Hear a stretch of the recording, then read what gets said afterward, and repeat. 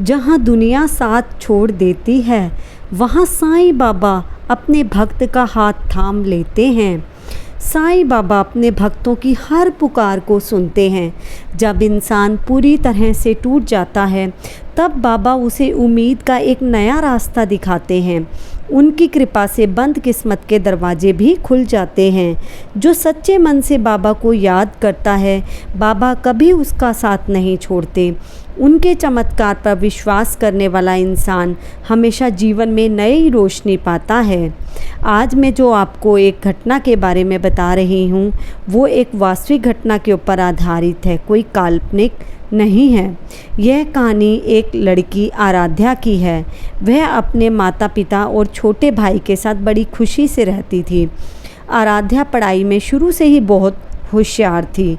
उसने मेहनत करके अपने एमटेक पूरी कर ली थी। पूरे परिवार को उससे बहुत ही उम्मीदें थी। अब उसकी अच्छी नौकरी लग जाएगी और घर की परेशानियां कम हो जाएंगी। लेकिन समय धीरे धीरे बीतता गया। 1 महीना, 2 महीना, फिर 1 साल बीत गया।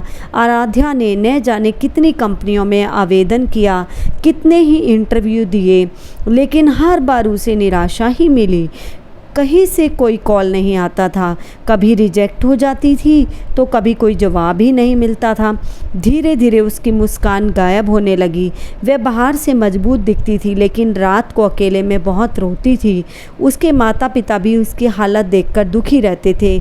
वे उसे समझाते थे कि बेटा सब ठीक हो जाएगा, बाबा पर भरोसा रखो।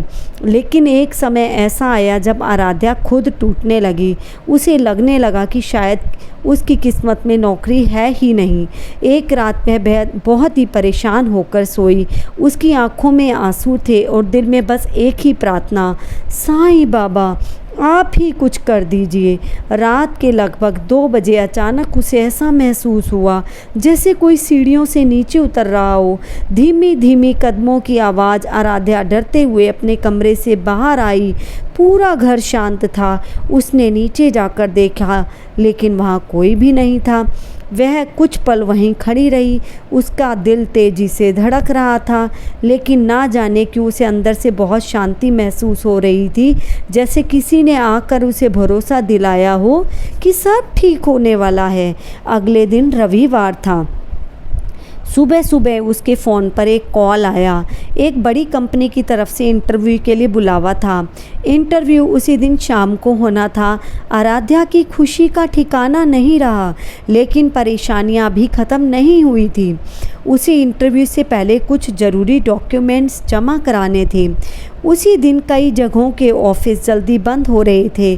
कभी इंटरनेट की समस्या तो कभी डॉक्यूमेंट में गलती। हर कदम पर रुकावटें आ रही थी। एक समय तो ऐसा लगा कि शायद आज भी बिगड़ जाएगा, लेकिन आराध्या ने हार नहीं मानी।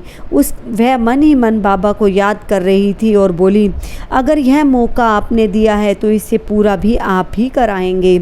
और सच में आखिरी समय पर उसके सारे डॉक्यूमेंट्स जमा हो गए। वह समय पर इंटरव्यू में पहुंच गई। इधर घर पर उसके माता पिता लगातार साईं बाबा की तस्वीर के सामने बैठकर प्रार्थना कर रहे थे। उनकी आंखों में चिंता थी, लेकिन विश्वास भी था। लेकिन इस बार आराध्या के मन में अलग ही शांति थी। उसे अंदर से महसूस हो रहा था जैसे बाबा जी ने पहले ही यह सब तय कर दिया है। इंटरव्यू शुरू हुआ। जो भी सवाल उससे पूछे गए वे लगभग वही थे जिसकी उसने तैयारी की थी। आराध्या आत्मविश्वास से जवाब देती गई। उसके चेहरे पर डर नहीं बल्कि विश्वास था। कुछ दिनों के बाद कंपनी की तरफ से कॉल आया, कॉन्ग्रेचुलेशंस यू आर सेलेक्टेड। यह सुनते ही आराध्या की आंखों से आंसू बहने लगे। उसकी माँ ने तुरंत साईं बाबा की तस्वीर के सामने दीपक जलाया।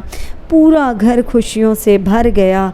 उस दिन आराध्या को समझ आ गया कि जब इंसान पूरी तरह हार मान लेता है, तब साईं बाबा अपने भक्त का हाथ पकड़ लेते हैं। साईं बाबा का आशीर्वाद जब किसी के जीवन में आता है तो मुश्किल रास्ते भी आसान बन जाते हैं। बाबा अपने भक्त की हर अधूरी इच्छा पूरी करते हैं। वे सही समय पर ऐसा चमत्कार दिखाते हैं कि इंसान की आंखें नम ही हो जाती हैं। उनका नाम लेने से टूटे हुए दिल में फिर से उम्मीद जाग जाती है। साईं बाबा की रहमत का कोई हिसाब नहीं। जो उनके दर पर झुका वह कभी बर्बाद नहीं। जो भी उनके पास गया उस इंसान को वो सब मिला जो उसने चाहा। अगर आप लोग सभी चाहते हैं कि मैं साईं बाबा जी की वास्तविक घटनाएं आप सबके सामने लाती रहूं, तो आप मुझे अपना प्यार और सहयोग इसी तरह से देते रहें ताकि मैं अपनी बाबा की लीलाओं का गुणगान करती रहूं। ओम साईं राम।